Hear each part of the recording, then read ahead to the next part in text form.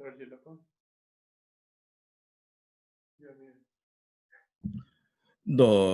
la thwa jebe dhan hobar jebe geng tharba dan tham je gembe bardu jobra jeba tham je ge zo jebe ma nang ka da nambe senjen tam je dewa tham den dunga dan de ne du la na me pa yang dabra zobe janju rembo je thombra dala dhawa jebe dra nombar jebe geng tarba dan tam je gembe bandu jobra jeba tam je ge se jebe ma nang ka dang nyambe zenjen tam je dewa dan de dunga dan de ne de la na me pa yam dabra zobe janju rembo je Dobra dala nova jebe dra nobra jebe ge tarbada tamje kembe bardu jobra jeba tamje gizu jebe manangada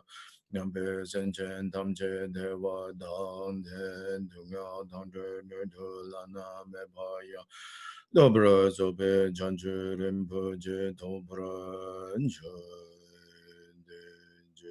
du sama gege bardu longa yesum gewa langu maje bardu longa yesum gewa langu de dereng ne sunde ne ma san tha samje bardu longa yesum gewa langu sangye choda soge chonam la chanju bardu dane gyabzu che dage dunso gebe Drala Benjin Sanje Drupra Shu Sanje Jodan Soke Jonam La Chanchu Bade Dane Gyapse Chi Dage Jinsa Gepe Sanam Ke Drala Benjin Sanje Drupra Shu Sanje Jodan Soke Jonam La Chanchu Bade Dane Gyapse Chi Dage Jinsa Gepe Sanam Ke Drala Benjin Sanje Drupra Shu Nangka dang nyampe senchen tamche dewa dang dewe gindan tempra gyurji dunya dang dunya gi gyudan dewa gyurji dunya mepe dewa dhamme dewa gyurji niring chadang nidang dewa tangyong la nepra gyurji ma nangka dang nyampe senchen tamche dewa dang dewe gindan tempra gyurji dunya dang dunya gi Yudan Java Gurji Dunga Mepe Deva Dhame Java Gurji Niring Chadang Nidang Java Danyang La Nebra Gurji Zaji Bhaja Jishi Meto Dang Rila Linshi Ninde Gempa De Sangye Shingla Mingte Bola Ye Drogo Namda Shindu Jobra Sho Om Guru Deva Dhagini Rena Mendala Pratijaso.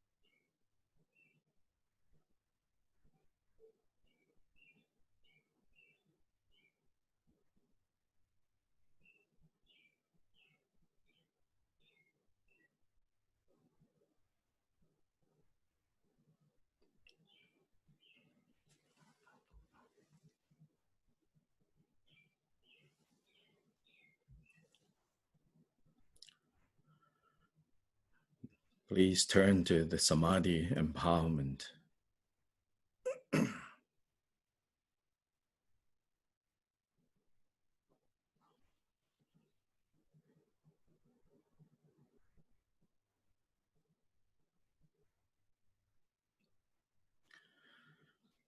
So that all mother sentient beings, limitless as the sky, have happiness, be free from suffering, and achieve the state of Buddha, I shall meditate on the yoga of the four empowerments.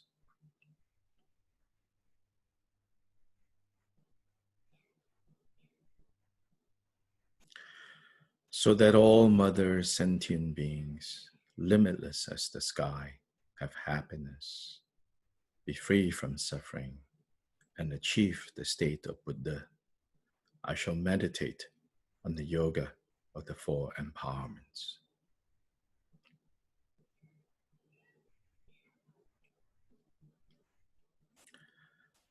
So that all mother sentient beings, limitless as the sky, have happiness, be free from suffering, and achieve the state of Buddha, I shall meditate on the yoga of the four empowerments.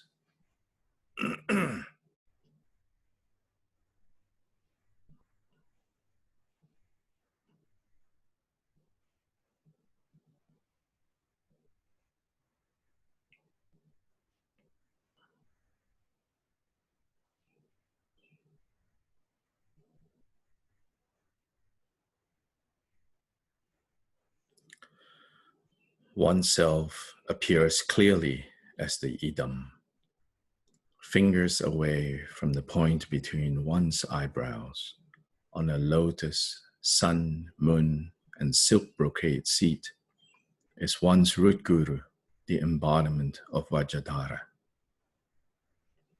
In the glorious form of Heruka, the Bhagavan, holding Vajra and bell, together with Vajravarahi, who holds a Katri knife and a Kapala, father and mother, adorned with bones, jewels, and scarlet silks, legs outstretched and bent, majestically poised with the 9 rasas, with Kalaratri and Bhairava on the ground, dwelling in magnificent luminosity and brilliance.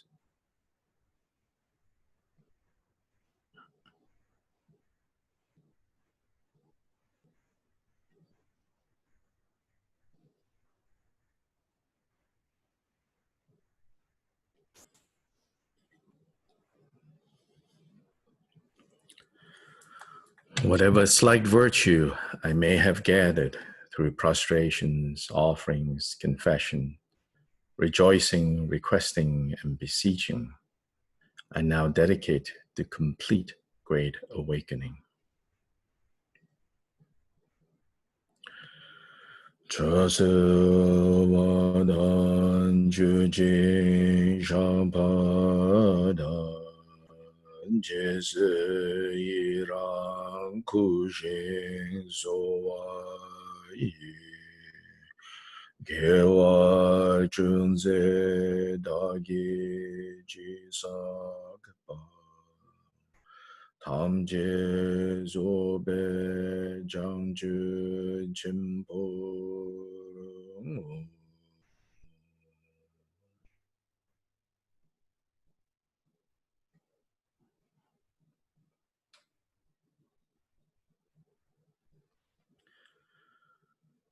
Guru Great Vajradhara, please bestow the empowerments upon me. Guru Great Vajradhara, please bestow the empowerments upon me. Guru Great Vajradhara, please bestow the empowerments upon me.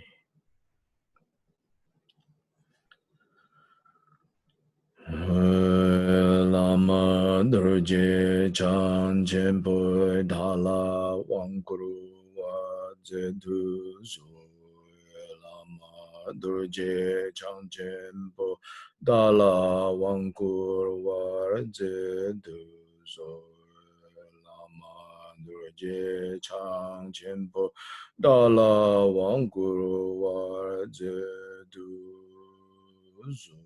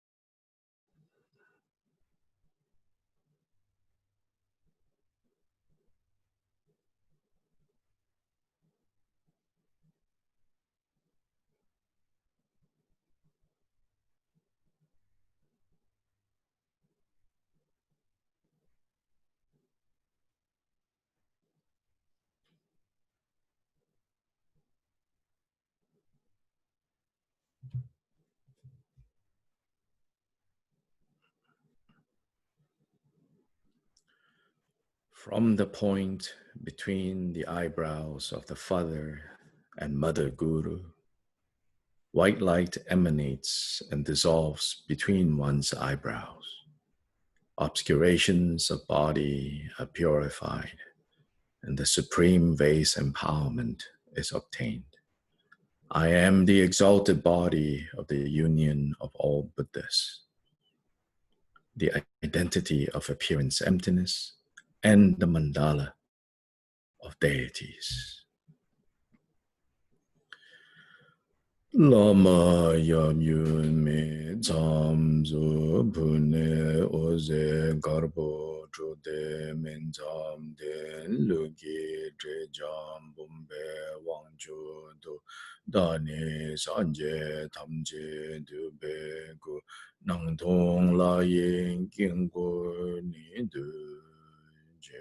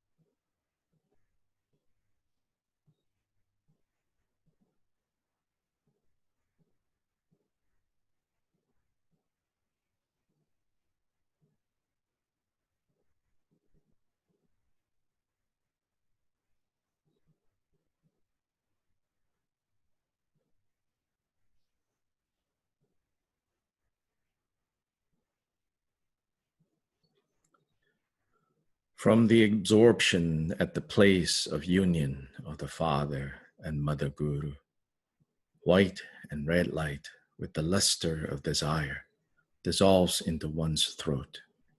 Obscurations of speech are purified, and the supreme secret empowerment is obtained. I am the exalted speech of the union of all Buddhas, the identity of sound emptiness, and the nature of mantras.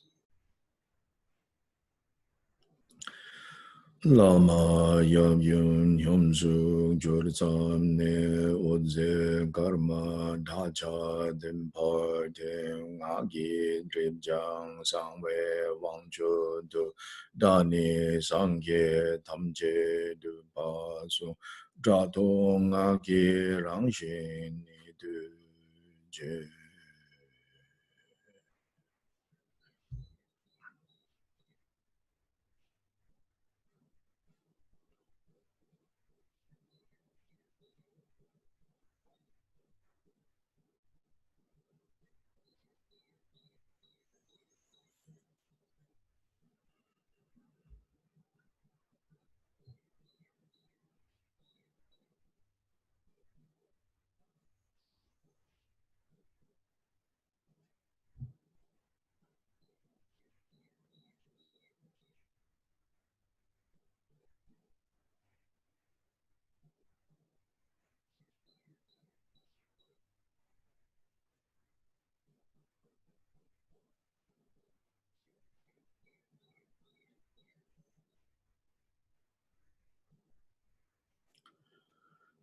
From the endless knot of the heart of the Father and Mother Guru, blue light emanates and dissolves into one's heart. Obscurations of mind are purified, and the supreme third empowerment is obtained. I am the nature of the exalted mind of all Buddhists, realizing freedom from all bonds of arising, abiding, and ceasing. Lama yam yun tugi bel le oze ngompo chode ningar de yigi debjang sumpe wangchok to dhani sangye kunye turang shin kye ga nebe chingwa kundre to.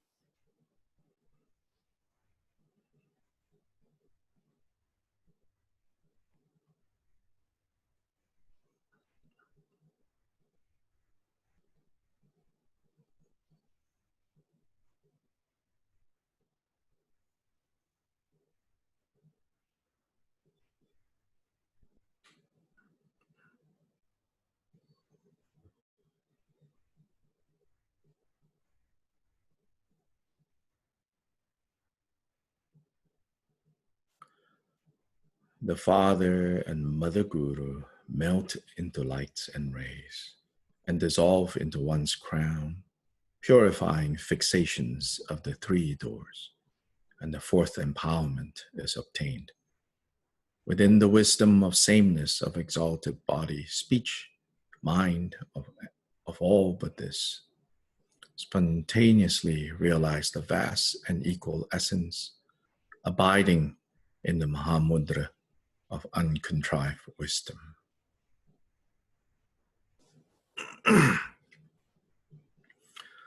Lama Yabyun Odang Ozer Je Jiwa Nejing Gozun Zimpada Shibe Wangto Sangye Tamje Ki Kusung Tudan Nyamni Yeme Shu Ngobo Nyam Yang Lundru Tokyo De Chodra Yeshe Chagya Chempur Ne.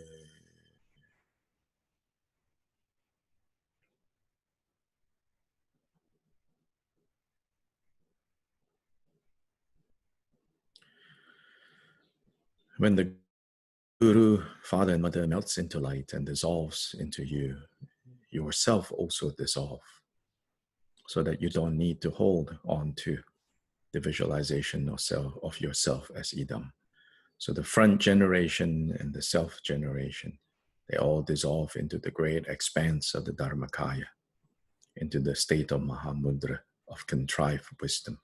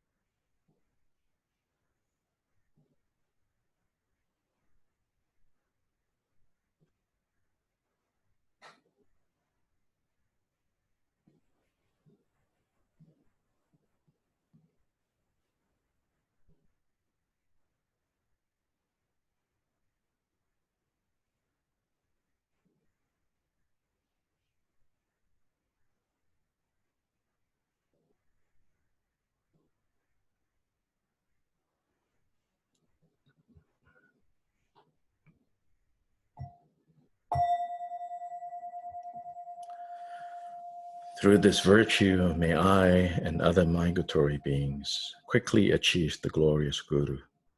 Having become that, may we establish migratory sentient beings, all without exception, in that very same state.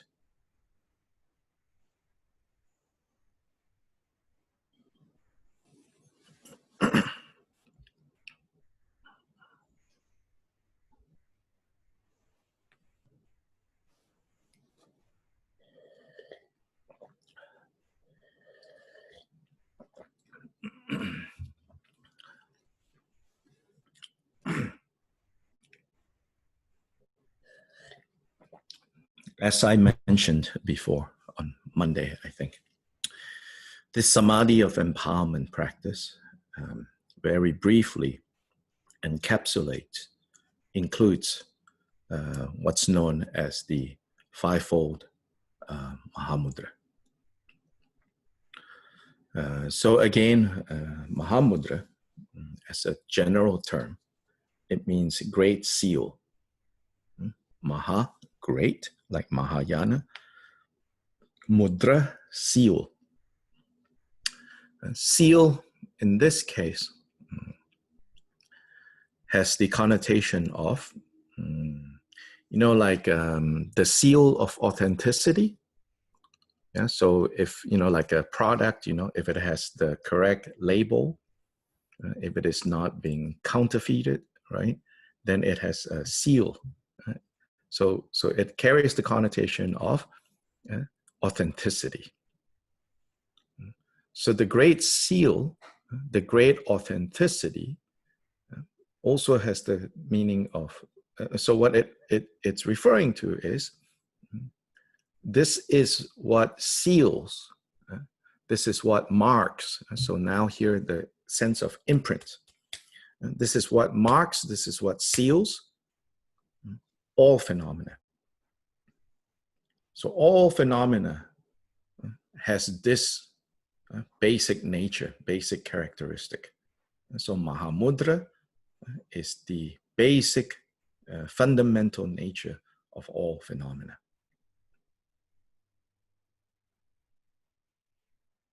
So Mahamudra is the basic fundamental nature of all phenomena. It is a synonym for Buddha nature.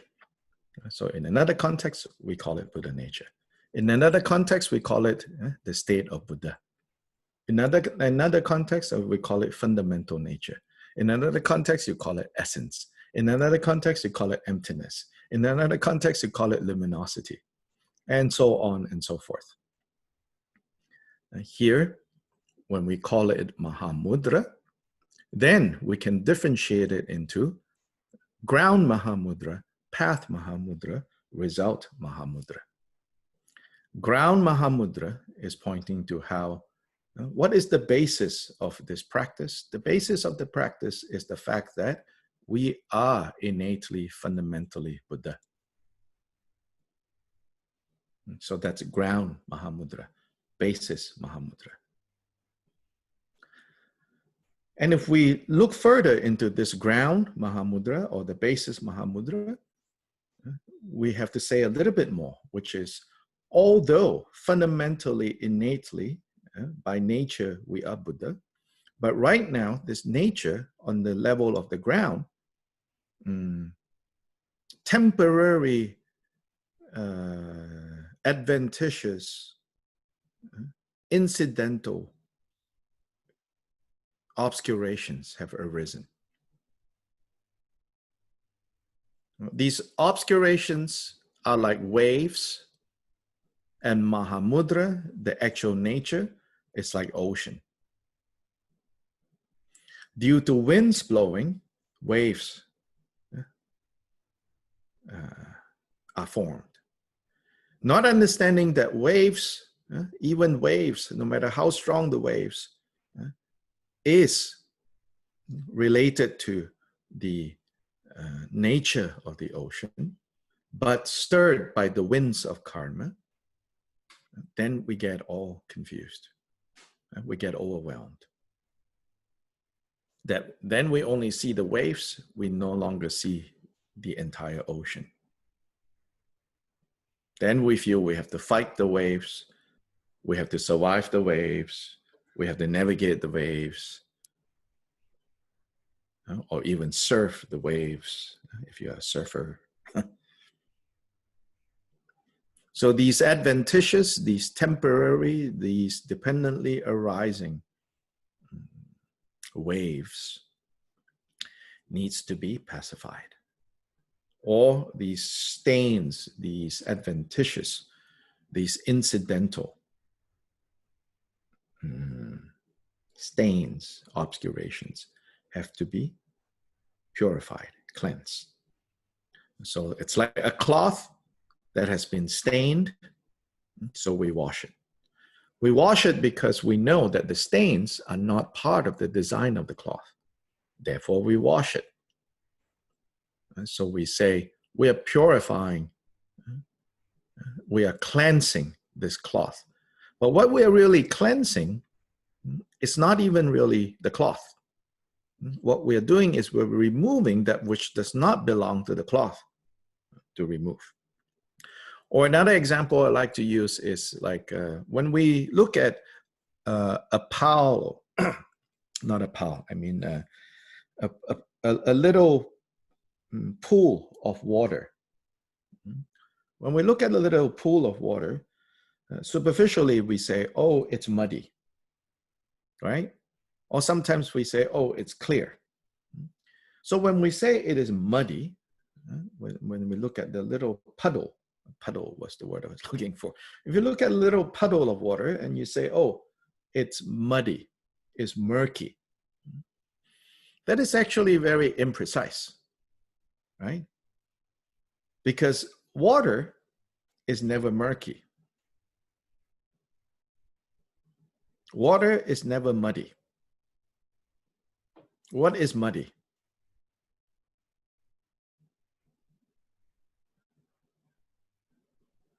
If water is never muddy, what is muddy?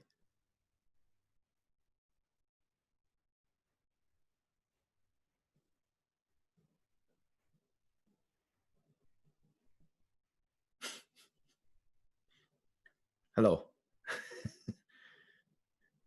Either not enough coffee or too much coffee.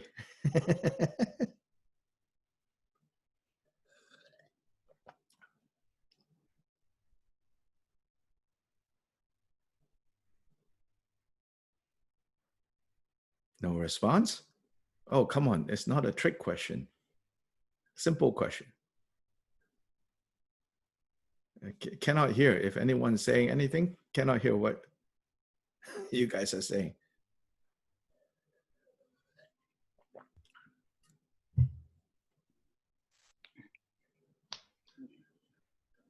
Mud is the particles around the water particles. What is muddy? Don't need to get into science even. Like, what is muddy? Muddy, as I understand, is water mixed with some, I don't know, But what is mud. muddy? Is water muddy? Mud is muddy.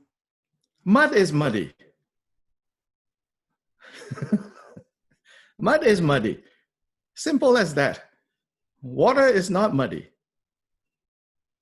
Right? Yes, correct. Right now, this water and this mud looks like they have joined together, but this is just very superficial vision that you think they're joined together. They're never joined together. Water is always water. Mud is always mud. They're never joined together, no matter how closely they are right next to each other. Mud can never destroy the nature of water. Water is always water. But because they are so closely, like those particles that Laura was talking about, so because those particles are so close to each other, then, especially when we view it very superficially, then we say, oh, it's muddy. But it's never muddy. Maybe you can say the puddle is muddy, but water is never muddy. Even when we say, red water, actually, red is red. The particles or whatever the thing that makes it red, it's so closely joined together with water. But the nature of water remains always clear, wet, right? Those characteristics are always there. Because water is never destroyed by mud or by red dye or blue dye or green dye, therefore, we say it's possible to purify. So again, if we want to be precise with our language, we're not purifying water. We're purifying the puddle.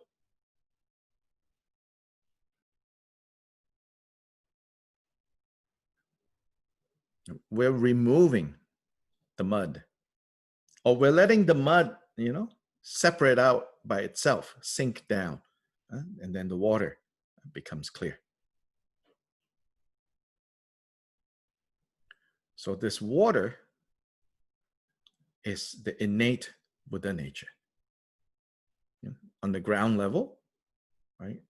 From the perspective of ground, Mahamudra as ground, here, although water is always water, there is now mud very closely associated with it. So now, in a way you could say, right, because mud, or then even worse, right, all kinds of viruses and bacteria is also mixed into it, you cannot feed that to a baby, especially. That means those with weak immune system, you cannot feed that. For it to be useful, you have to separate this water from the bacteria, the virus, the mud, all that. And so we can say, to benefit mother sentient beings extensively, we need to separate the mud from the water. If we are to become the life-giving waters that can benefit all mother sentient beings, then we have to remove the mud, the virus, the bacteria. How do we do that? We do that with Path Mahamudra. So why it's Path Mahamudra?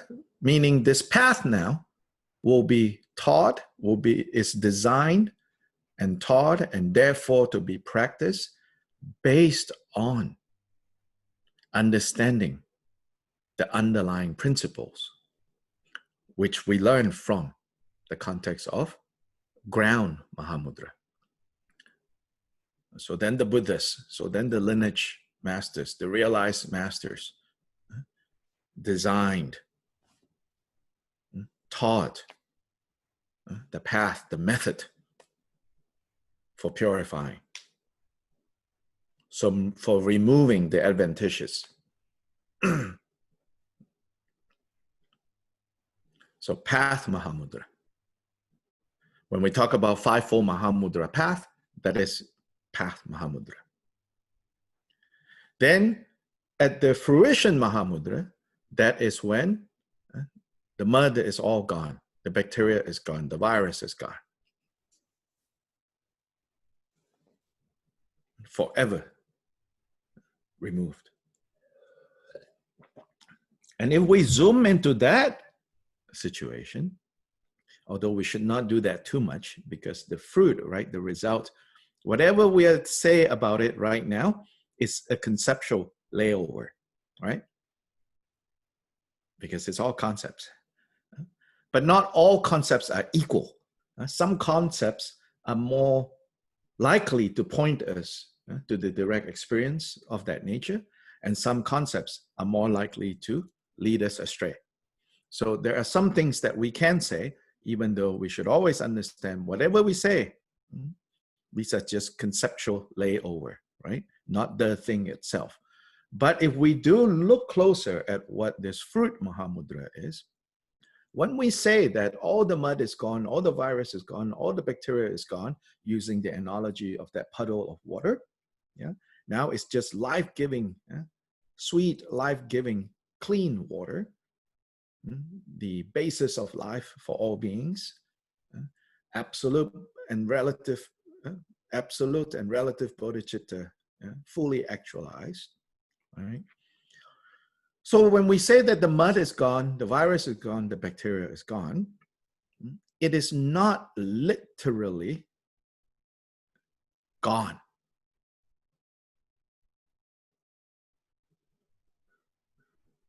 It's just that which is previously experienced as bacteria, virus, mud, their true nature is seen at the level of result. And therefore, no matter how much it seems like this mud, this bacteria, this virus, that may or may not arise, it has no power over that water anymore.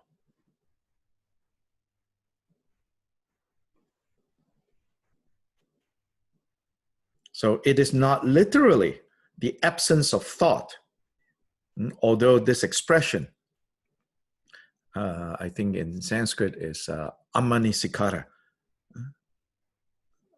This absence of thought or non-thought or no thought. You come across expressions like that. But especially in the Mahamudra tradition, so now footnote, okay, there's such a thing called Mahamudra tradition, and I'll go into that in a little bit. Especially in the Mahamudra tradition, we are taught that non-thought, this expression does not literally mean all thoughts have stopped. Which means that on the path, we do not try to block thoughts. We do not try to suppress thoughts and emotions. To try to suppress thoughts and emotions is seen as an unskillful way to handle the flow of thoughts and emotions. In the Dzogchen tradition, they have an expression, Rikpa Rangsha. Rikpa, this pure awareness, innate wakefulness. Rangsha, it's like it's self. It's self, like radiance. Is recognized as the natural radiance. Thoughts are recognized as the natural radiance of Rikpa, of natural wakefulness. In Gampopas, in the Mahamudra tradition, is called another expression, very important expression, is Namto Joku. Namto is conceptual thoughts, proliferation of loud and soft. Not just the ones that you can hear, but those that are keep running in the background. Even if you think you're very peaceful and serene, but there's this constant chatter, conceptual thoughts. That is Namto. Namto Joku. Joku is Dharmakaya, meaning conceptual thoughts are Dharmakaya.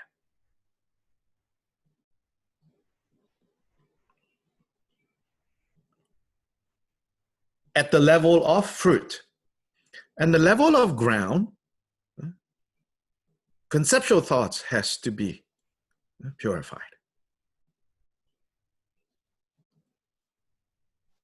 If on the level of ground you say, oh, it's all just Dharmakaya, a nice theory, you know, good concept. It will last, as in it will continue to be nice as long as everything in your life, you know, goes according to plan.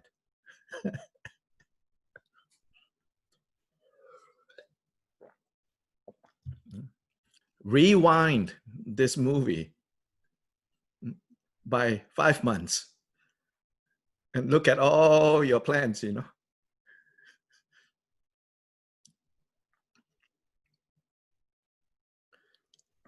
I saw a meme on Facebook that said, you know, I can guarantee you, I can bet, somebody said, you know, I can bet my whole, everything I own that 5 years ago, you know, anyone and everyone who said, you know, 5 years from now, I would like ... Nobody guessed this. 5 years from now, I would like to be stuck at home. I would like not to be able to celebrate my 50th birthday. I would like not to be able to see grandma. I would like not to, nobody. I would like not to be able to travel. I would like not to be able to go to work. Nobody guessed this, you know. At that time, at that point, you know, conceptual thoughts is Dharmakaya. It's like goes out the window immediately. The bigger the plan you have, you know, like I'm going to have this spectacular wedding. I'm going to have even, you know, this grand funeral, you know, everything is finished now.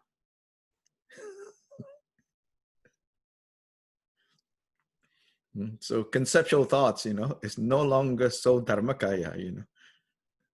Conceptual thought is Dharmakaya, you know. Yeah. Or, you know, the natural radiance of Rigpa. All that sounds really good, you know. But if you do not work on purifying, if you do not have path Mahamudra, and you just, you know, daydream about fruit Mahamudra, it's not going to work. With regards to path Mahamudra, then, there is a tradition of practicing Mahamudra, principally taught by Gampopa. Of course, Gampopa was one of the heart disciples of Milarepa. Milarepa himself was one of the principal disciples of Marpa. Then Marpa went to India to study and train principally with two gurus, Naropa and Maitripa. But of the two, it is said Naropa was the principal. But Maitripa is a close second. So Marpa principally had these two.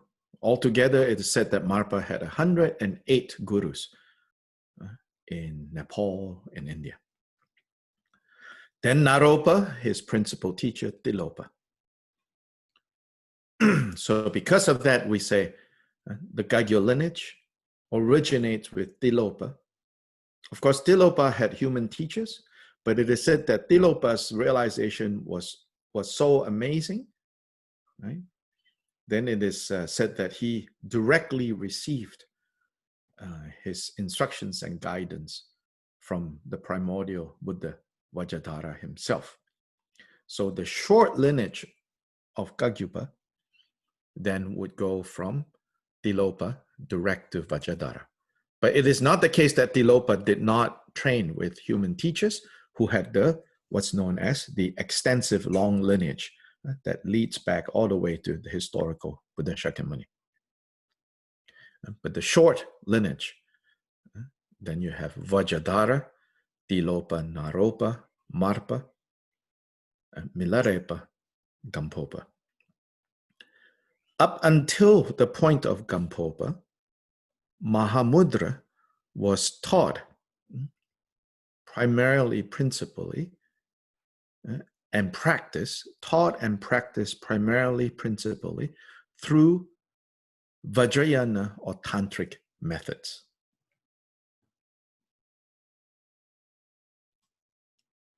By Marpa, for example. Already in Milarepa's life and songs, we see the evidence of Milarepa practicing Mahamudra. Not so like exclusively framing it in Vajrayana or Tantric terms, although you could say still the major flavor, if you read Milarepa songs, the vocabulary that he uses tends to be drawn from Vajrayana material. But with Gampopa, you see the use of more and more Sutrayana sources. So it is said that it was really with Gampopa that Mahamudra was taught equally using Sutrayana sources and Vajrayana sources. And in fact, in some places, you even see evidence of Gampopa referring to a third approach that is sometimes in these sources called essence Mahamudra. When that occurs, he's saying, I'm not even using sutra sources or tantra sources. I am directly just giving you instructions without vocabulary and quotations drawn from sutra or tantra, but directly from my own understanding, from my realization, I'm pointing to you what this Mahamudra is. And so sometimes there is the vocabulary of calling this essence Mahamudra. But the truth is, I have not seen this phrase used in Kyopa Jiden Sumgön's teachings or in Drigung Kagyu. So maybe this expressions of essence Mahamudra is not used so commonly in the Drigung tradition. But I'm pointing out that elsewhere in Gampopa's collection of Gampopa's teachings, you do come across this expression. So the bottom line, the underlying point here is that beginning with Gampopa, he began to teach Mahamudra, sometimes using Vajrayana vocabulary and Vajrayana techniques, sometimes using Sutrayana vocabulary, Sutrayana techniques, Sutrayana meditations, and sometimes both combined, and sometimes even it seems like he's not using particularly this or that. So in some ways you could say that Gampopa really fully taught Mahamudra in whatever way that is necessary to lead disciples to this realization.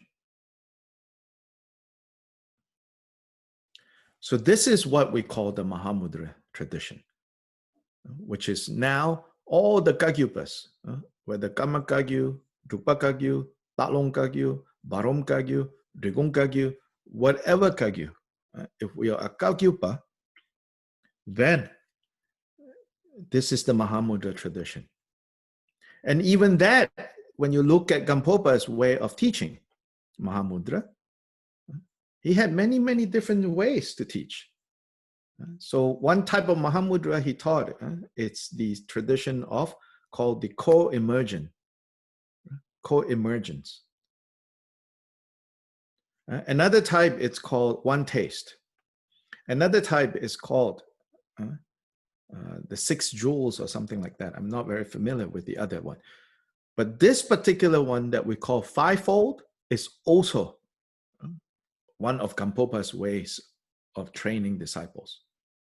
So you could say that each of the Kagyu lineage have kind of focused on one particular approach of Gampopa's, whereas Gampopa himself seemed to have used a whole range of methods and practices. This just goes to show, Gampopa's level of realization, that he could use, whatever it is.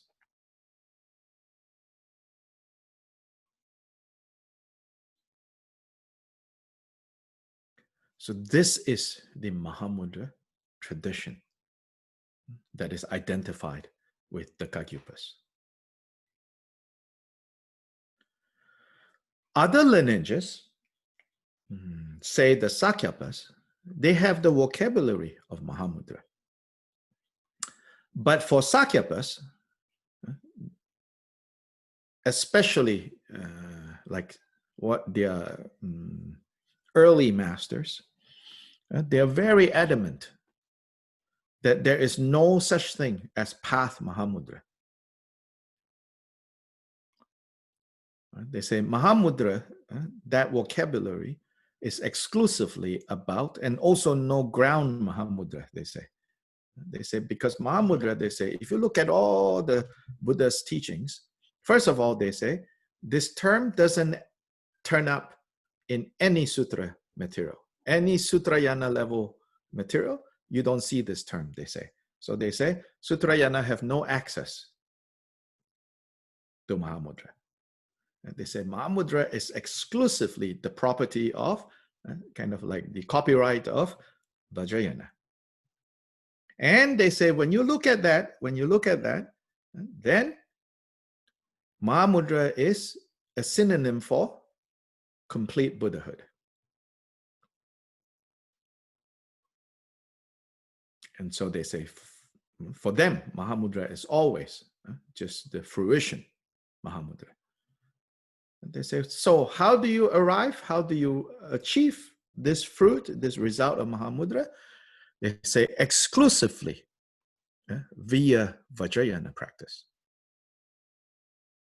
Of course, they also agree you need the foundation of Hinayana, you need the foundation of Mahayana, but they say that which finally leads to the final fruit of Mahamudra is necessarily the Vajrayana 4 empowerments, and only through the 4 empowerments and the trainings associated with the 4 empowerments. So for Sakyapas, Mahamudra is firstly a result, and that result can only arise exclusively from practicing Vajrayana. By and large, Gelugpas follow that interpretation as well. Although within Gelugpa lineage, starting from the time of the first Panchen Lama, there is the incorporation of Kagyupa Mahamudra into Gelugpa, mixed with Gelugpa understanding. So originating from the first Panchen Lama, there is a tradition of what they called the Ganden Mahamudra tradition. Ganden is the original monastery founded by the founder of Gelugpa lineage, Lama Tsongkhapa. They call it the Ganden Kagyu Mahamudra because it combines Gampopa's understanding of Mahamudra together with Je Rinpoche Lama Tsongkhapa's teachings. Je Rinpoche Lama Tsongkhapa, founder of Gelugpa, spent about 4 or 5 years. Early in his life as a monk, he spent 4 or 5 years in Drigong and was the disciple of the 10th throne holder of Drigong Kagyu called Dorje Gyalpo, Dharmaraja. Khenchen Rinpoche translated and wrote a book on Dharmaraja's teachings. So Dharmaraja was one of Lama Tsongkhapa's teachers, and he transmitted to Lama Tsongkhapa the 5-fold Mahamudra that we're talking about here. So here, this Samadhi empowerment encapsulates, includes in this one very short practice, the 5 factors or the 5 elements, or the 5-fold Mahamudra. These are terms that you find in Kyoba Rinpoche's teachings. These days it's known more as the 5-fold, the 5 branches. So Nga Den, Nga 5, Den, Denpa is 5 like branches. So the connotation of branches, that all these branches are part of the tree. So they cannot be separated. So it has that connotation. We found now through the translation work that we're working on, that there was an earlier or there was an alternative expression, which is the 5 factors of meditation, rather than the 5 branch. But later on, I think the 5 branch, the 5-fold, became more standardized. So then Ngaden became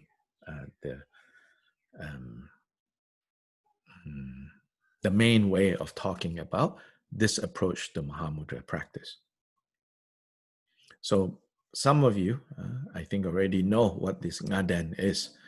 These 5 branches, or these 5 elements that have to be practiced, as a unit. The first branch, if you go chronologically, so to say, as a matter of procedure, the first branch is bodhicitta. The second branch is idam. The third branch is guru yoga. The fourth branch is the natural state. The fifth branch is dedication. So if you look at the Samadhi empowerment text, the very first part on page 2, that is bodhicitta. So that all mother sentient beings, limitless as the sky, have happiness, be free from suffering, and achieve the state of Buddha, I shall meditate on the yoga of the 4 empowerments. So this is bodhicitta. And then if we want to be more precise, if we want to zoom into it, then it's relative bodhicitta, which is the resolve. The resolve to wake up, to become Buddha for the benefit of all beings. How to benefit them? Bring them to the state of happiness, free them from the state of suffering. Not just to give them a house, to give them food, to give them iPhones, to give them a vacation. That's all kind of meaningless benefiting. In the big context, in the big scheme of things, those are all meaningless happiness. In fact, those types of happiness often lead to more suffering if we just simplistically give those things. So that's bodhicitta. Then on page 3, oneself appears clearly as the idam. That is the second, the idam. Then the rest of page 3 to the top of page 4, that is Guru Yoga.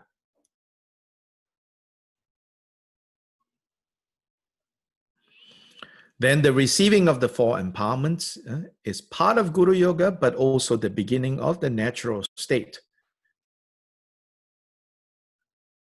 Natural state means now the nature of reality, absolute bodhicitta, is being revealed now. And here in the schema of the 4 empowerments,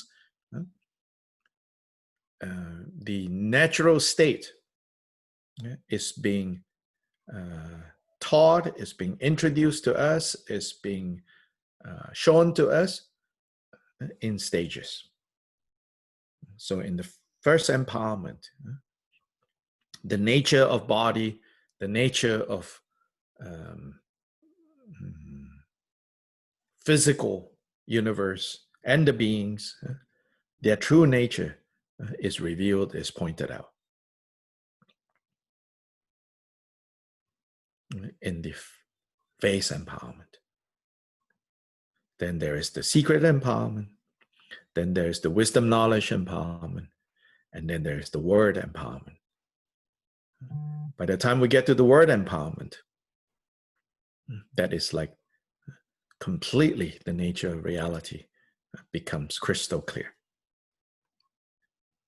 So all of that, this whole section of the receiving 4 empowerments, it's part of Guru Yoga in that we rely on the gurus giving us empowerment, and it's part of natural state, because then what is the true empowerment that we're receiving is direct understanding of the nature of reality. So we call it the natural state.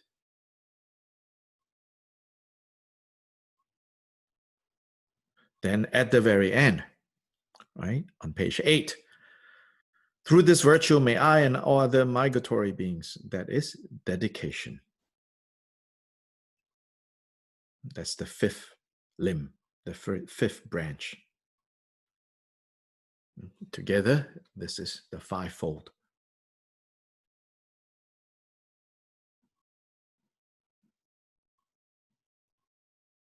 Now, please ask some questions.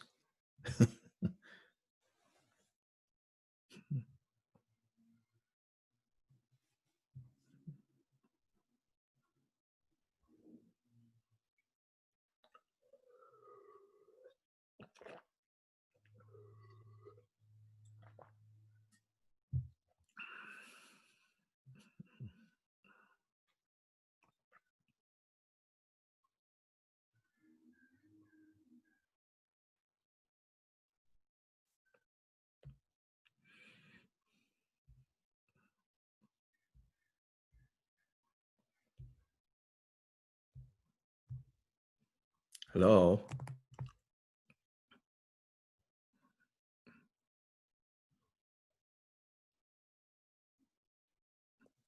So I will ask, Mhm.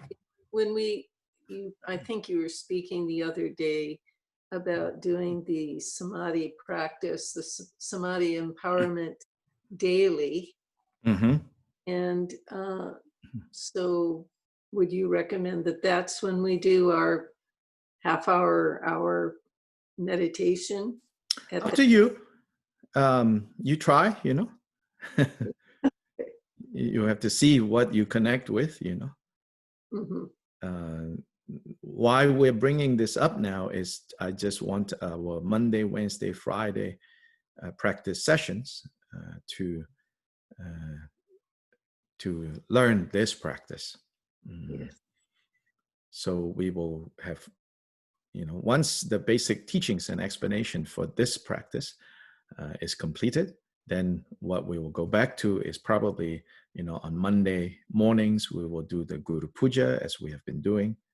And then maybe to get more familiar with this practice, you know, Wednesday and Friday we'll do this practice.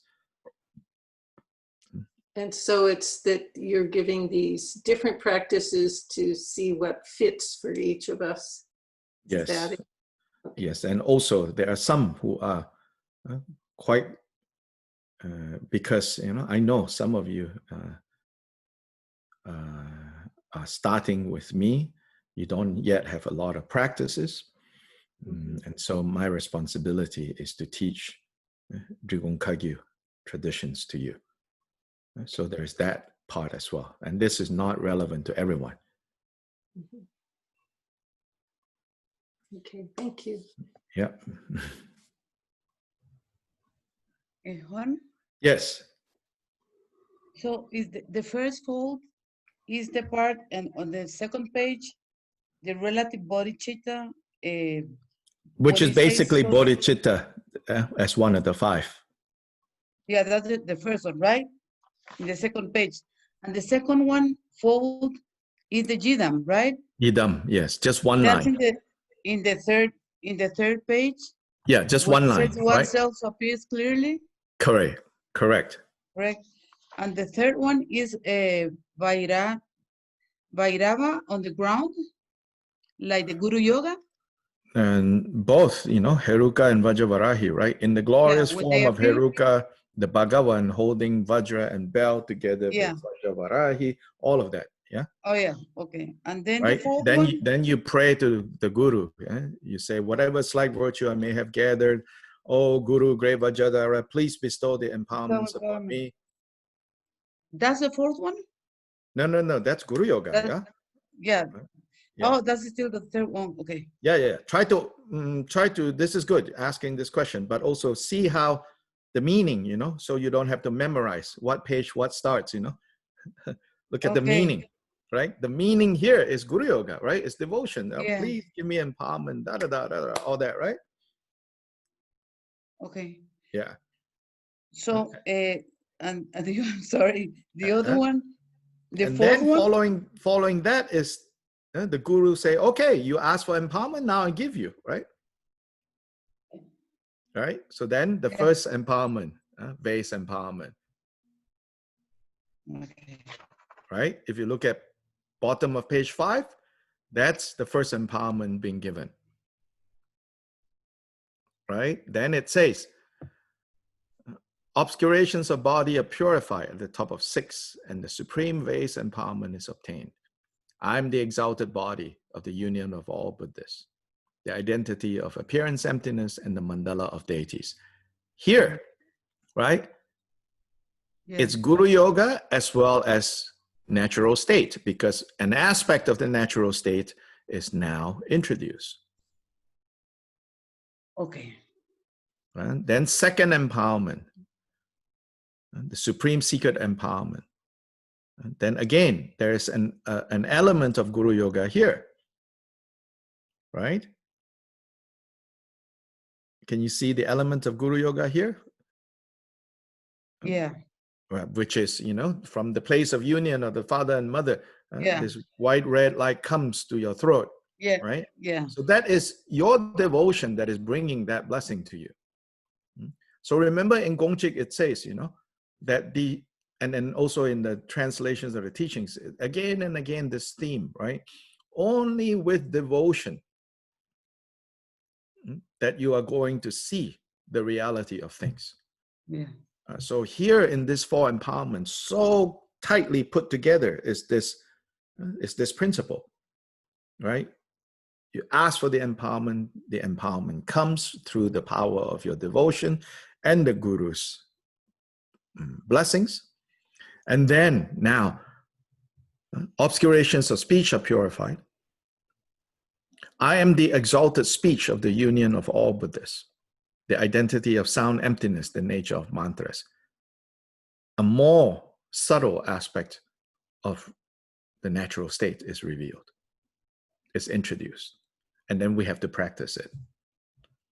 Then the next on page 4, the third empowerment and the wisdom or the insight that comes from the third empowerment is briefly given. Nature, I am now the nature of the exalted mind of all Buddhas, realizing freedom from all bonds of arising, abiding, and ceasing. And finally, the fourth empowerment. So all of this is both Guru Yoga, but you can say maybe 30% Guru Yoga, 70% natural state.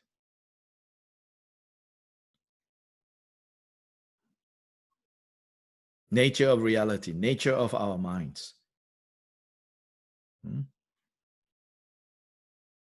Then finally, dedication, the fifth part.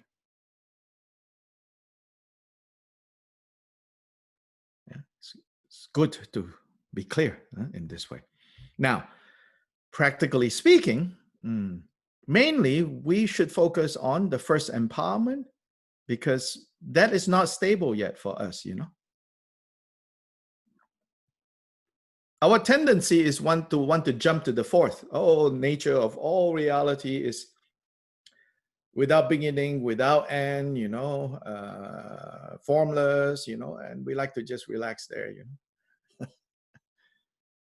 because the fourth one, right? The Guru dissolves into you, you dissolve everything. Ooh, right? we want to just jump there, and then we think, oh, I'm getting very advanced. But Gilbert Rinpoche's teachings say, actually the basis of that experience comes from the first empowerment vase.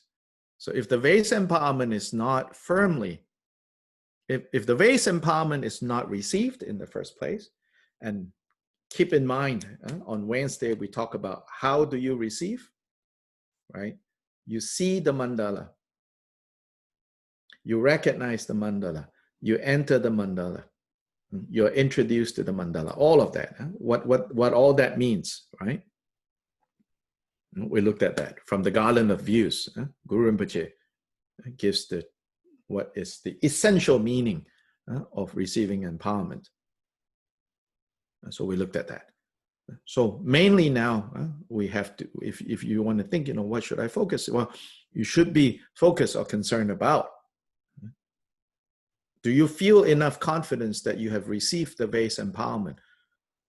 Don't think about, oh, let's see, a few years ago, yeah, there was this very long thing that I did with His Holiness the Dalai Lama. Yeah, I guess I have the base empowerment. I'm not talking about that, okay? It's like, oh yeah, I went to Kalachakra. Yes, yeah. It was in it was in Washington D.C. Oh my goodness, 10,000 people were there, and yeah, I got. Not talking about that, okay? So first, you have to think, have I received the base empowerment? And if you say, no, I have not, it's no problem, because you can still receive it now.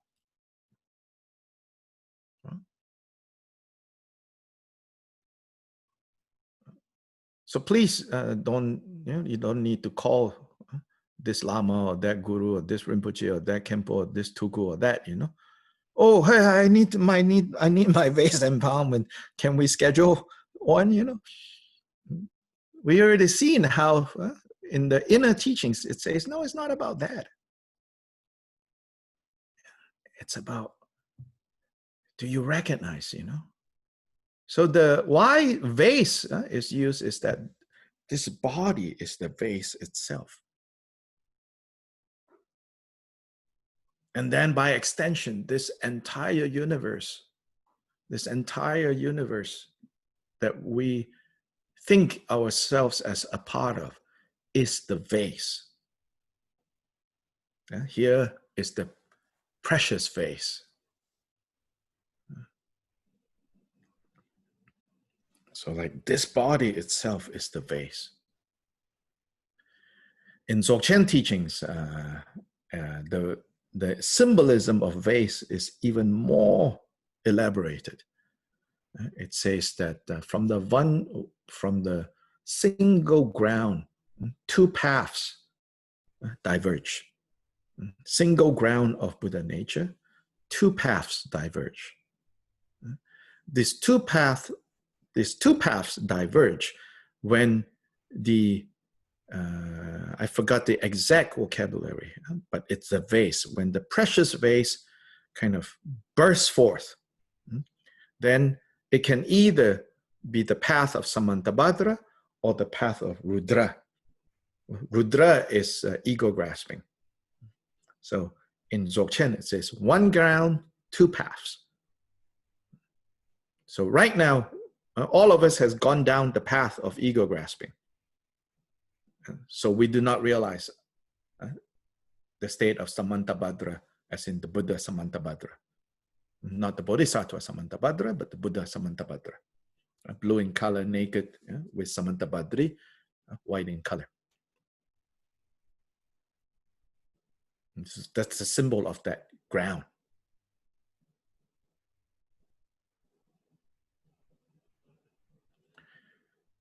And so here we have to ask, do we understand the vase empowerment? Have I received the vase empowerment? So that's the first thing. Second thing is that you say, yes, I understand now. Then now, what do you need to do? Practice. And what is the practice for vase empowerment? Deity yoga. Idam.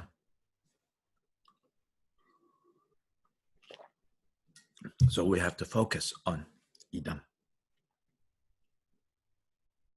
The underlying truth that you are practicing in order to realize deeply and more deeply and more deeply and more deeply, what is that? The identity of appearance emptiness with the mandala of deities. So appearance emptiness is this, all of this is appearance emptiness. Right now,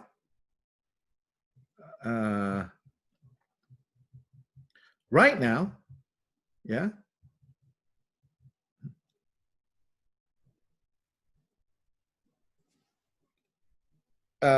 no real awareness that this is emptiness. Right now, it's all just appearances. That's why Amazon is such a big business. Because they sell appearances. All the things to improve appearances. So, click, click, click, click, click. The more seamless, they call it, the more seamless the experience, the easier it is to click, click, click.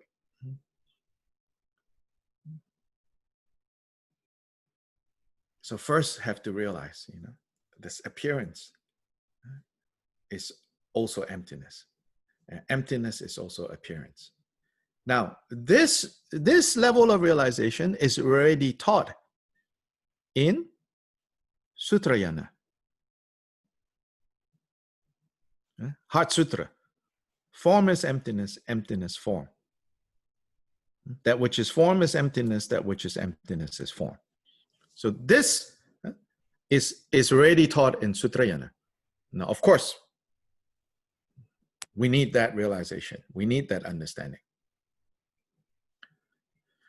But where Sutrayana and Vajrayana comes together is right at this sentence here. The identity, meaning the oneness of, on the one side, understanding that this is appearance emptiness, and on the other side, understanding that this is the mandala of deities.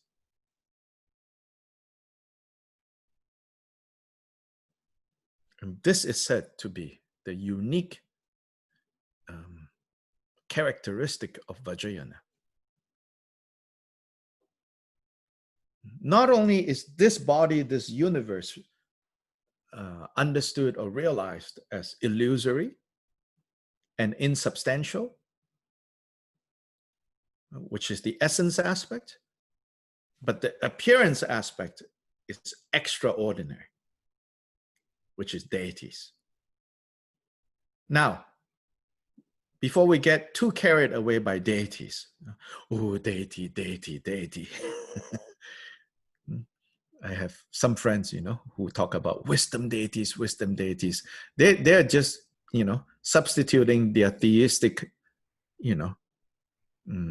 tendencies, right? Their theistic longings with new vocabulary. Oh, the wisdom deities, they came yesterday. It's like, huh? You mean like the garden gnomes I saw yesterday while, digging up stuff in my garden? But they talk about, oh, wisdom deities, wisdom deities, in that theistic sense,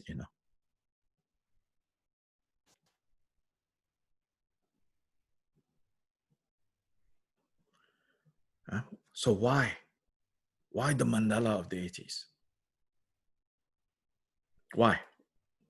Why is it not enough, so to say, to just realize the level of all appearances are emptiness, and emptiness appears as appearances? Why is it, not enough to just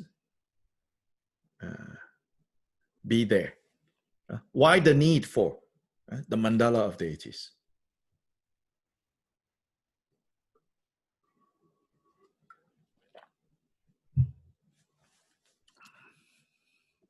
It seems to me that whatever your realizations are, you still have to live in the world, and you still have to behave with other and interact with others. Good. So why mandala of deities? Yes, it's related to that answer.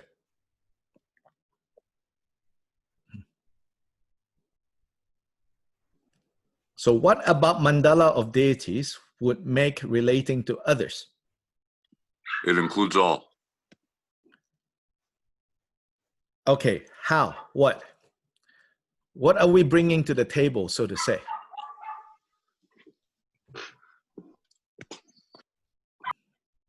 Why isn't it enough to say, well, I can relate to all as also appearance emptiness?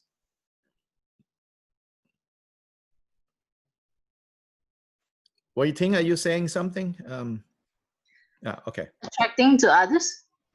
Sorry? To be attracting to sentient beings. To be attractive to sentient beings. Okay, so what are we talking about now? To see others as, Yes, related to that.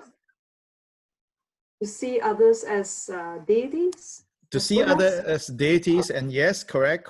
Keep going. We're getting warmer. We want to get All to red others. hot. All others. Yeah, all others, yes. What?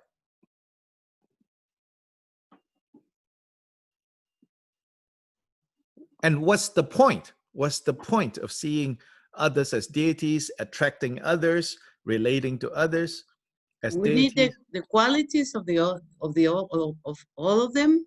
The qualities. Yes, the qualities. Okay, getting warmer. We want red hot, like volcanoes. To see the Buddha nature. See the Buddha nature, yes. We're not jumping to the volcano yet. We're just, Way to benefit sentient beings. the way to benefit sentient beings.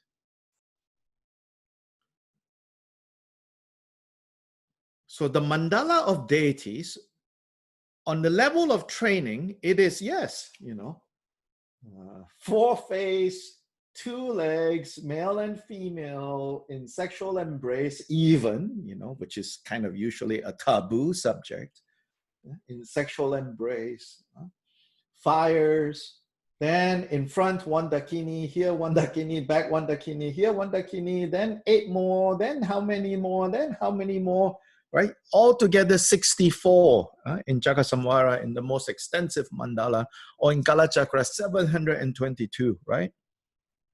Why the need to have deities? Is that deities appear for the benefit of others. So the underlying principle of these deities is to appear for the benefit of others.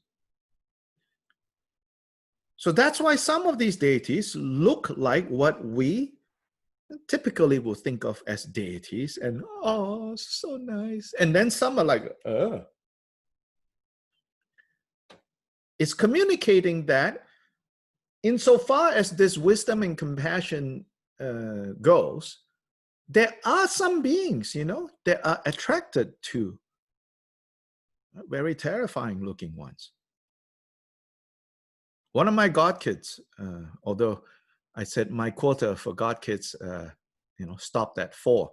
And so the parents say, but you don't have a Buddha kid yet. So can he be a Buddha kid? I say, well, I guess, So he's barely 1, but very, very curious, I mean, I didn't really, I thought, all parents, think that their kid is kind of different or special. But yeah, this kid is quite special because, like, without fail, you take him, and their house has a lot of tankas and statues, You carry him in front of, say, Milarepa or you know, Guru Rinpoche or something like that, you know, he looks at the Thangka, you know, but there's nothing beyond, you know, sometimes smile, sometimes not, you know, sometimes paying attention, sometimes not. You carry him in front of Mahakala, he starts giggling. He will smile, he will like look, and he will interact. Yeah, Mahakala is like, you know, but it just like makes him happy, you know, when he sees Mahakala. The mother said that, oh, they have a Mahakala kind of maybe like mask or something like that in the kitchen, you know, kind of in a spot that she you know, it's there. She said, frankly, I don't even pay attention that it's there anymore. It's the father that put it there. And I said, you know, and carrying, you know, Sebastian to the kitchen, and then noticed that he's like kind of laughing and like looking, what is he looking at? Well, he found the Mahakala in some corner of the kitchen.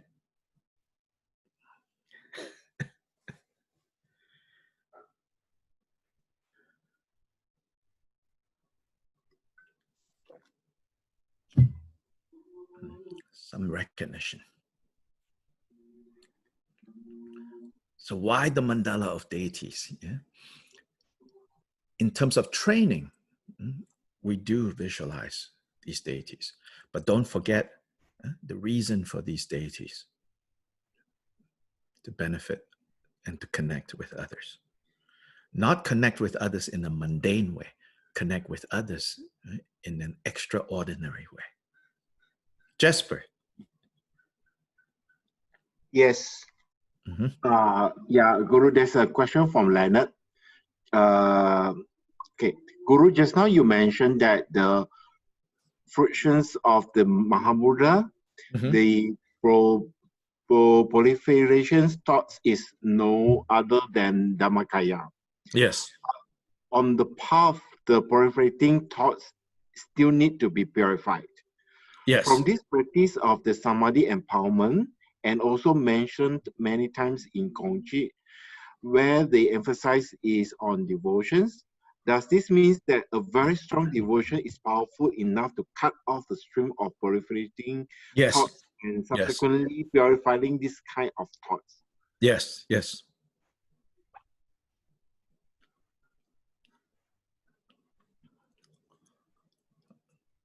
And more powerful, if powerful devotion meets powerful realization. If powerful devotion meets mediocre realization, still something happens. Yes. If powerful devotion meets no qualities, still something happens. We looked at that, right? And it says, if it is not in the nature of the thing, just because you think so cannot be. But from there, we also learn, but nonetheless, if you look at a stone, right, and you have so great devotion and you say, that stone there, my guru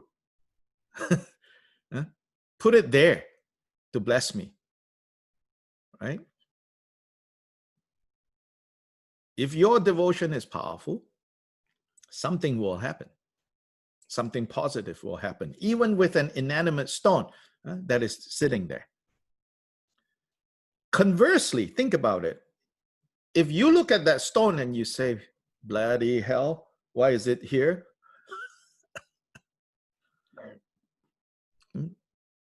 Who moved it here? And you get upset, something will also happen. But if powerful devotion goes in the direction of powerful realization, oh, something big will happen. So that's why, also, guru that has powerful realization makes a difference.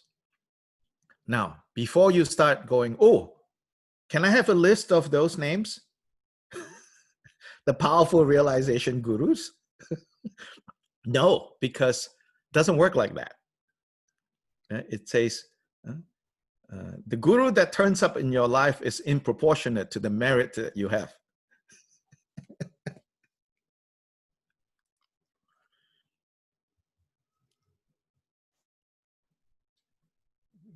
What that means is this, it doesn't mean like, oh, I don't have enough merit, so I just have to, I only have access to this guy, I don't have enough merit. But it could also be that, you are the private secretary of His Holiness the Dalai Lama, but the guru has not turned up. So it just doesn't mean that, just because you have the private WhatsApp to His Holiness the Dalai Lama, then your guru is there. If you don't have enough merit, then he doesn't appear as guru. Can we order the merit from Amazon if we don't have enough? Yeah, I'll give you a special link for multiplying merit.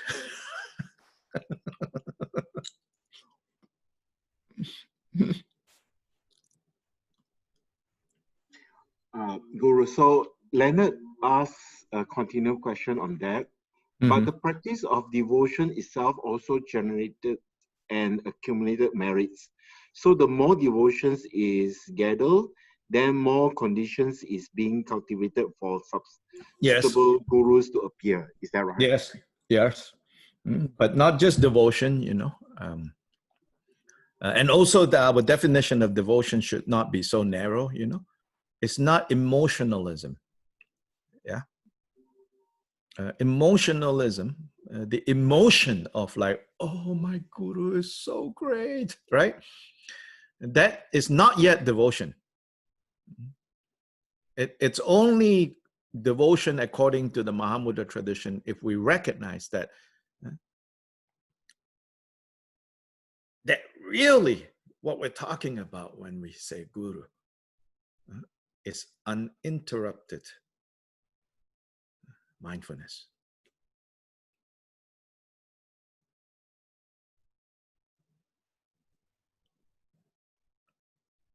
Undistracted presence. That is guru. Devotion to that.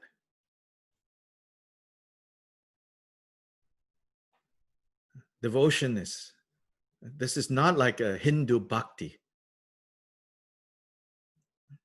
So we don't, like as a Buddhist tradition, even in Mahamudra, we don't have bhajans or kirtan where we sing, the qualities of the guru and we clap and we beat drums and melody. And no, we don't have that, because it's not that kind of devotion. That kind of devotion is very inspiring. I have gone to them, and earlier in my life, I did a lot of that actually.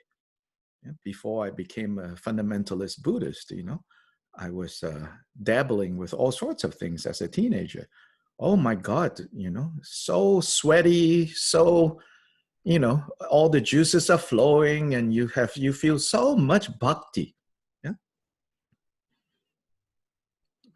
But here it's not talking about that. If it was talking about that, then we will have, Buddhist kirtan. We don't have Buddhist kirtan. It's not because Tibetans don't know how to sing. Excuse me, they know how to sing. When we talk about devotion in Mahamudra, we're not talking about that kind. Yeah. So again and again, we have to remember, in Mahamudra devotion, we're talking about something else. It is heartfelt connection, yes. It's on the basis of feeling a heartfelt connection with particular individuals that we look up to as guides. That part is there. But that part is never developed to the full extent that, say, in Hindu traditions, when they talk about guru devotion, it develops full force into, kirtan, bhajans, And even like worshipping, like they call pada puja. Pada is feet. So like making puja to the feet of the guru. We don't have those traditions, you know, in Vajrayana. So it's related, of course, to bhakti, but it's not bhakti. To be fair, in bhakti, bhakti, as in devotion, this is the Hindu word, most commonly used in Hinduism, bhakti. Bhakti comes from the root bhaj, which is also the same for the word bhajan, which is another word for kirtan. In the West, it's more known as kirtan, but in many parts of Asia, bhajan. Bhaj is the root word. Bhaj means to participate. So bhakti is the kind of devotion that when you participate in that, you also participate in the divinity of God. It's like your portion of godness joins with God's portion, which is completely God. So bhakti also has that sense of being linked. So devotion, bhakti, is that brings you to participate in the divine nature of God. Hindu. So there are some resonances with mogu in Tibetan here. Mopa, gupa. To admire, to look up to, and to also embody. So there is some relation, of course. But never go so far as in Hindu traditions, you know, photos of the guru everywhere, every corner of the house, you know. We don't have that style.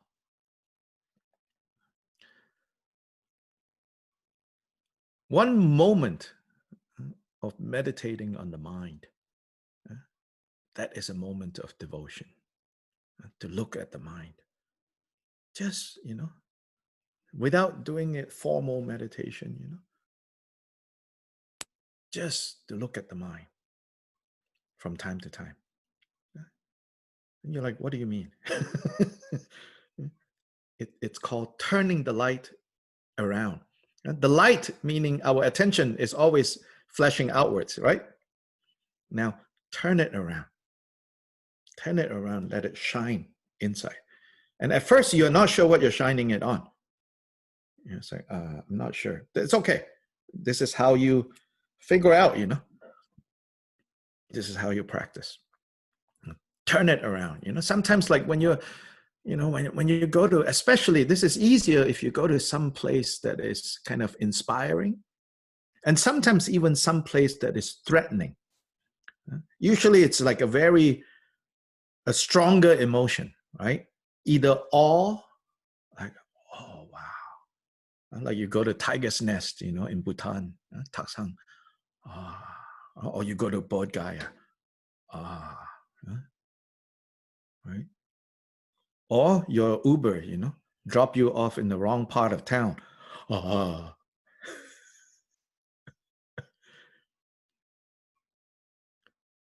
In those moments, you know, when the mind so powerfully shoots out, so to say, if you're able to turn around, and what I mean by that is, in that moment, you know, you look at that, whether it's wow or great fear. In that moment, you know, look and say, what is this? What is this, you know? Who is having this experience? Not intellectually, you know, but without using a lot of concepts and words, you know, just turn the attention around and look at the mind. Look at the mind that is experiencing. So in fact, all these experiences, I have, myself in the past and now, I have people who will tell me, oh, I had this experience, I have that experience, I had this dream, I saw this, I saw that. Yeah. Unfortunately, I don't have expertise to unpack for you what in the world is going on. But the better advice I can give you is when you have those types of experiences, especially if it is not in a dream, it's easier to control. When you have those kind of experiences, turn it around. Don't worry about, what it means. Turn it around and say, what is this mind that is having this experience?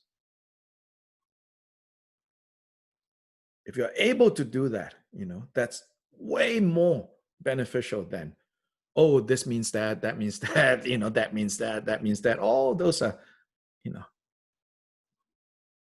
secondary. Omens, signs, turn it around. Turn it around.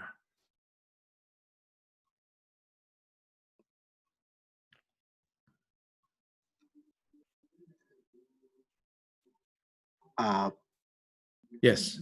Okay, Guru from Leonard. So when devotion in Mahamudra is defined as continuous presence of awareness, so therefore when the mind is present and aware, then every conditions that happens will also be accompanied by the possibility of revealing the intrinsic nature and to the nature of mind, which is then the definition of a guru. Yes. Then you have to also, the real test is, then the actual human guru says, hey, can you take me downtown? And you say, oh, traffic is really bad now. Then maybe not.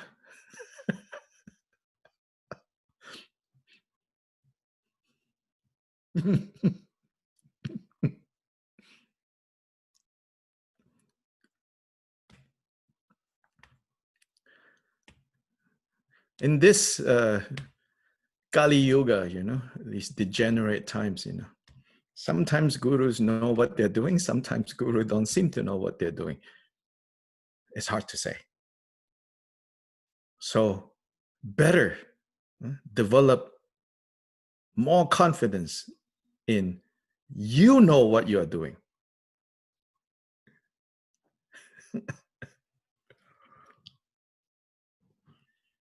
Kyabje Gajen Rinpoche, he said, yes, in the sutras, in the tantras, it says, before you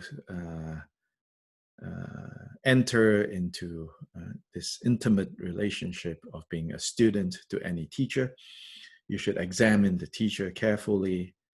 Then the teacher, before taking on the responsibilities of accepting someone as a student, you should examine the student very carefully. So in that way, no problems would arise later. Then Gachen Rinpoche said, that is generally what the Buddha taught. Then he said, but from my own experience, I can also add that, he said, better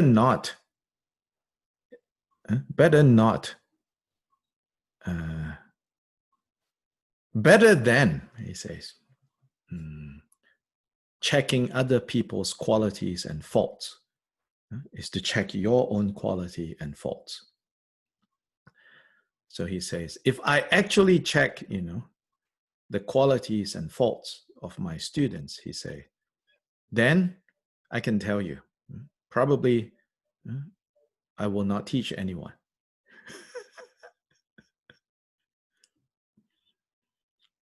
He's very honest, he says, then probably nobody qualifies.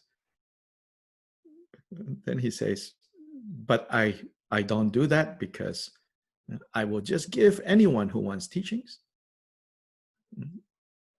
And I will perceive everyone as pure, as having good intentions, as having good motivation. He says, I will train my own mind and perceive everyone who comes for Dharma in that way and have no expectations. And I will only check my own mind. I will not check whether the student, because he says there's no end to seeing faults in others. That's also a good point, you know. It doesn't contradict what Buddha taught about investigating teachers, investigating students. It doesn't contradict. It's like a balance to that, you know, because sometimes we end up, you know, checking and checking and checking, and then we become more and more critical. And that's natural because why? Because we have afflictive emotions. So those afflictive emotions are having a grand party.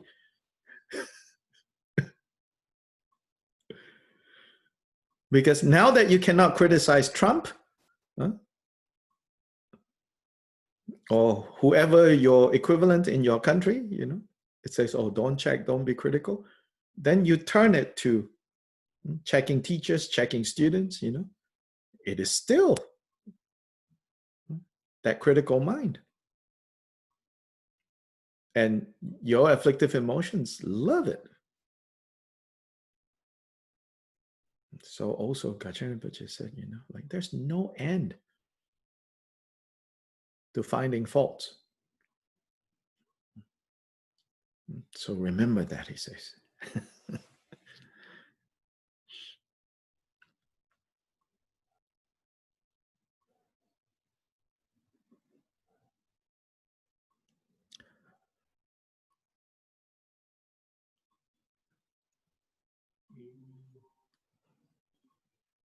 So vase empowerment primarily, right? So it says by receiving the vase empowerment, by having understood the inner meaning of vase empowerment, and how you receive it, well, there is the conventional way of receiving it, by having a vase that have been consecrated, put on the top of your head with a qualified Vajra master, drinking the water, doing the ritual, going through all of that. There is the conventional way. Then there is the essence way of receiving it, which is, Jigten Sumgun says, you know, when the meaning of that empowerment has arisen in your mind stream, not fleeting, but has become clear in a stable way, then you have received the empowerment. Then on the basis of that, so it's not enough to just receive, because this is path empowerment, okay? Or basis empowerment. This is, but basis empowerment is usually the conventional empowerment. Then path empowerment. So this is path empowerment. Result empowerment is finally the final base empowerment. In that moment, you completely break through into realization. Full and perfect realization. Samnya Sambuddha. That's the result empowerment. So path empowerment, once you have a stable understanding of the meaning of vase empowerment, then you should have, then you have the confidence, the blessings, which is what blessings mean. You have the confidence to now practice deity yoga. Then deity yoga practice is the habitualization of the wisdom that you achieved, the wisdom that you glimpsed by receiving the vase empowerment. So you practice especially the generation stage of deity yoga. Deity yoga actually has two stages, completion stage and generation stage. And so the generation stage is where you generate, when you emanate, when you imagine yourself as deity and your surrounding as mandala, as in the palace of deity. And everywhere you go is that palace. And all the beings that you encounter are deities as well.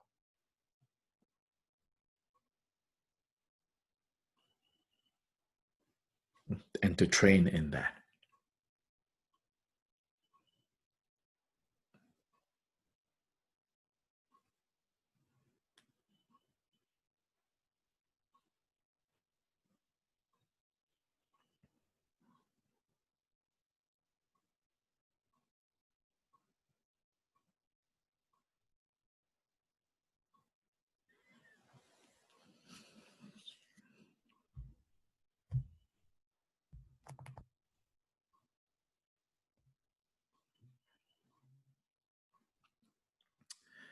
If you want to have a little, to chew on, go to rigpawiki.org, RIGPA wiki.org, and do a search for 5 Buddha families. rigpawiki.org. That particular resource, Rigpa Wiki, is a very reliable source. There's so much information out on the internet, it's hard to kind of sift through. But Rigpa Wiki, that's a good source. If you go do a search for the 5 Buddha families, so there it will list out the basic structure of the 5 Buddha family, giving in terms of like, so for each of the family, the direction, the color, the symbol, the name of the male Buddha, the name of the female Buddha, the particular wisdom, the particular afflictive emotion or poison that is being purified, the particular skanda or aggregate, and in the particular element. So in the vase empowerment, this is part of what we are introduced to. How, for example, the aggregate of form is the element of space, and the element of space, the essence is the female Buddha Datishwari, and the male is Vairochana.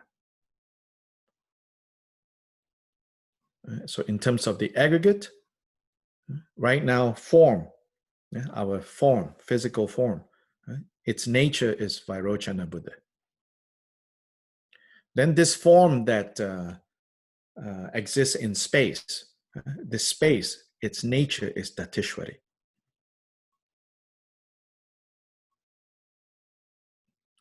On the level of appearance emptiness, remember that line, right? The identity of appearance emptiness is one. Or appearance emptiness is a unit. Mandala of deities is another unit. The identity of these two, right? So first, in terms of form aggregate, in terms of the space in which form aggregates exist in, first need to understand they are empty. Second level of understanding is, in fact, form is Vairochana, space is Datishwari.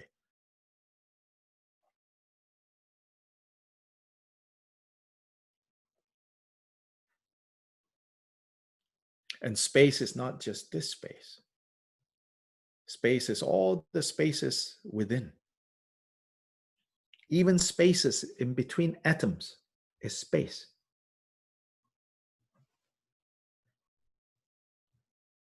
They say that this is very fascinating.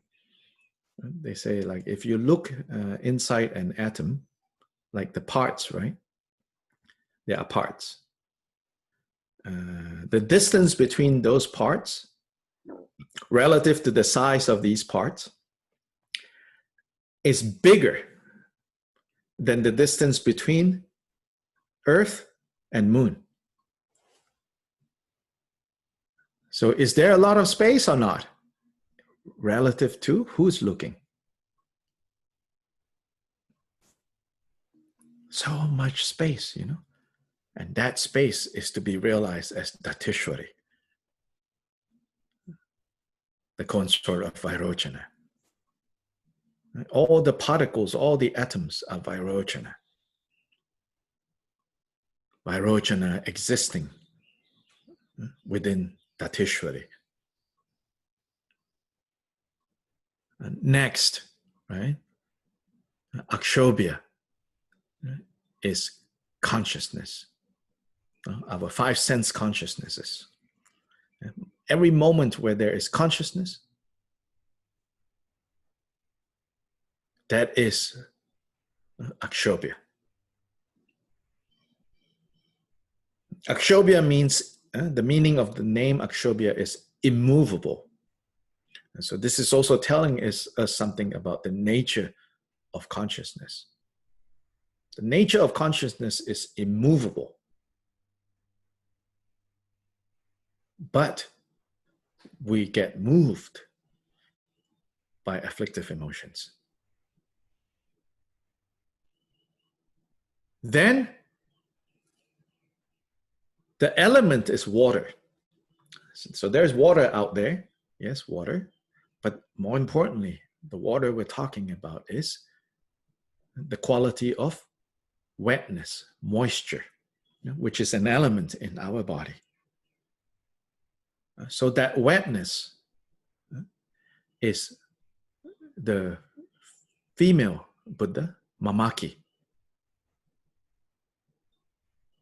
Or sometimes Buddha Lochana in this list, it shows you, because there are different systems. It doesn't matter. You don't need to get fixated on so much.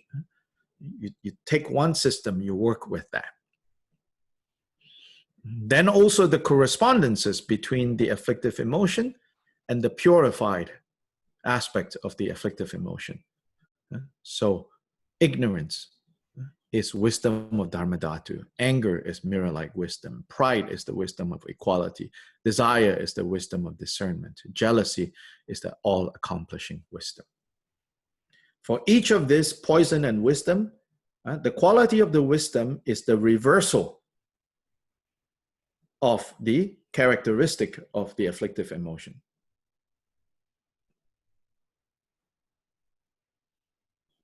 So when there is ignorance, there's no wisdom of Dharmadhatu. When there is anger, there's no mirror-like wisdom. But when anger is purified, then that energy, so to say, tsel, in Tibetan tsel, that tsel right now manifests as anger. But when that anger is purified, then that tsel is mirror-like wisdom. So the first step in understanding all the details of Vesa empowerment is actually to be clear about this. Just this chart here, the 5 Buddha families in Rigpa Wiki. Just right there to understand that. First recognize, then understand, then experience, then bits and bits of realization can arise.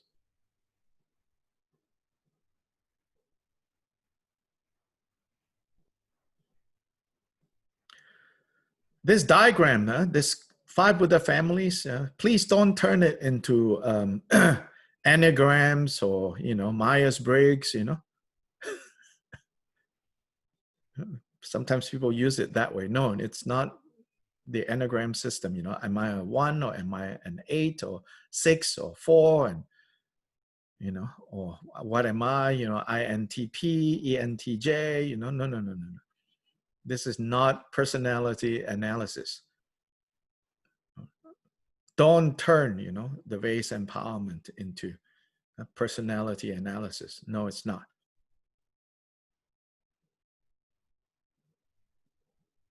This is the tool for complete transformation. Is to give up, give up this idea of I'm this personality, I'm not that personality, I'm this, I'm that. No. That is part of samsara.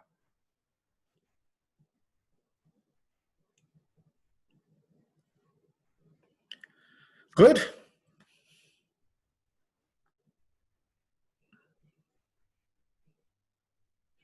So everything that we talked about this week, if you go back and listen, and before you go back to listen, you look at the statements in Gongchik that we have read so far.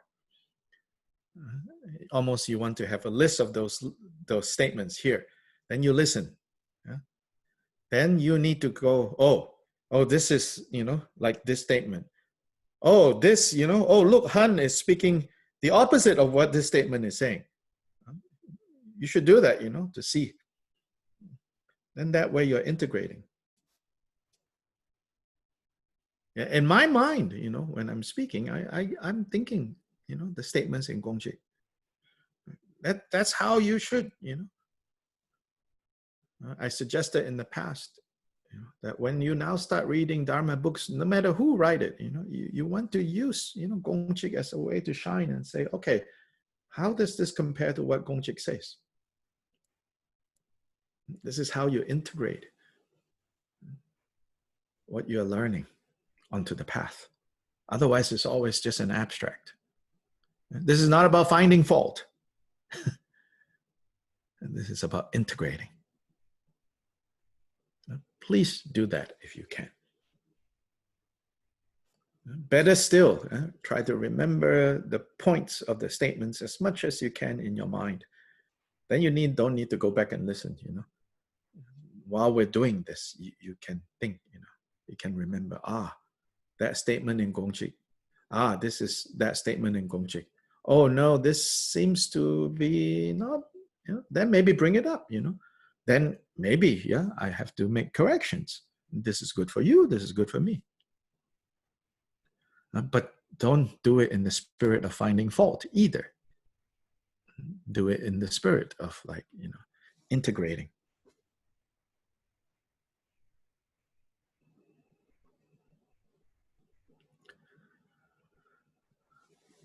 Changchu sem chorin poche ma ge ba nam ge gu che ge ba nyam pa me pa yang go ne gong du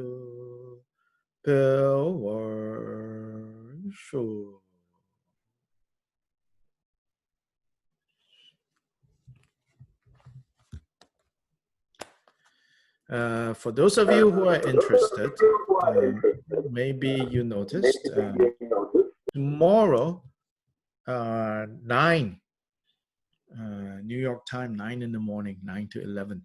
I'm starting a series, 4 Saturdays, 9 to 11, called In the Footsteps of the Masters of the Golden Lineage. This is a request from the Dragón Kagyu Center in Brazil for me to do a series on, like, stories about the lineage, you know, Vajradhara, Tilopa, Naropa, Marpa, you know. So I'm not sure yet, you know, exactly, you know, if I'm going to go chronologically, you know, Tilopa, Naropa, Marpa, Milarepa, but it will be on the lineage masters. And one side, it is to learn more about these individuals. Another side is to develop an understanding of lineage, the different ways in which, you know, the word lineage is used, you know, and how we should understand lineage in a way that accords with the purpose of being part of a lineage. So it's addressing those issues, but via the life stories of these lineage masters. Years ago, I worked on a book with Kempo Sutram Tenzin on the 37 lineage holders of Dragón Kagyu, together with publishing Tanka paintings of. That book is out of print, but right now in Taiwan, His Holiness wants to reprint that, but with a different set of Tankas.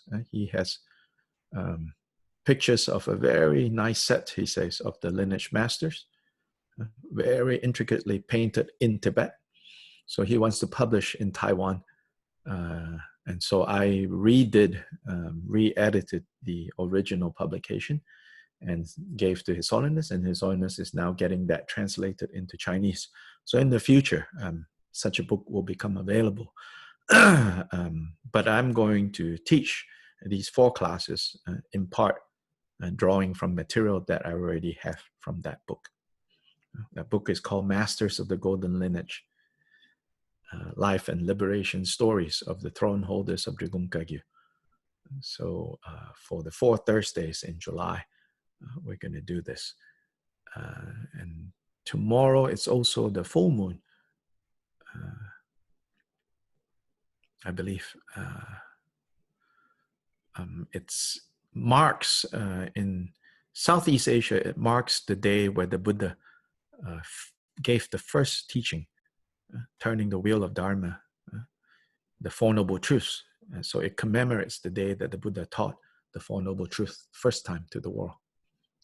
And according to the calendar used in Southeast Asia, it's tomorrow. Tibetan calendar 1 month later this year, but the Southeast Asian calendar is tomorrow, which is also 4th of July this year. So may you be free, may you be truly free, not the fake freedom.